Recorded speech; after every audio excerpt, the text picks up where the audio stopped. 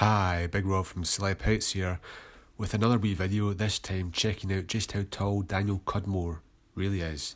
Now Daniel is a 38-year-old Canadian actor. He's best known for playing Colossus in the X-Men films and also Volturi Felix in the Twilight Saga. Being tall in Hollywood can be a benefit up until a point. Beyond the traditional tall range of say 6 foot to 6'3", your stature can become a bit of a hindrance to winning roles. I mean, just ask yourself, how many actors over 6'5" do you know who are regular film stars? There's not many I can think of.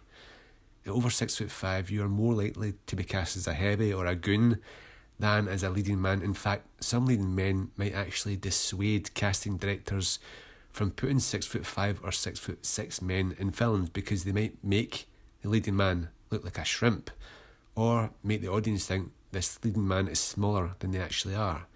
Now, Daniel himself has the tagline on his Twitter, "I'm just a tall man trying to make it in a short man's world." As for what he's actually claimed, well, he said a few specific figures. In regards to X-Men in 2014, he said, "The thing about these worlds is that characters are larger than life, and the fact that I'm 6'6" sort of lends towards them, you know." In another interview from 2009, when someone asked how tall he was, Daniel joked, "That's really personal. Just kidding, I'm 6'7".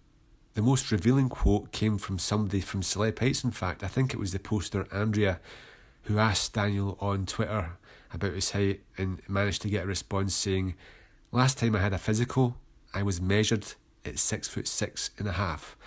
So let's check out some photos. Firstly, Daniel's father is quite a tall man. He looks over 6 foot. You can see in this photo from his Instagram that his siblings are also quite tall men.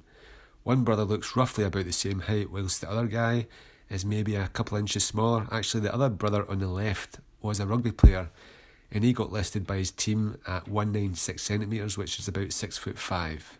How does Daniel stack up against a really tall leading man, someone like, say, Hugh Jackman? Well, here's a cast shot from one of the X-Men films. I mean, I put Jackman round about 6'1.5" to 2.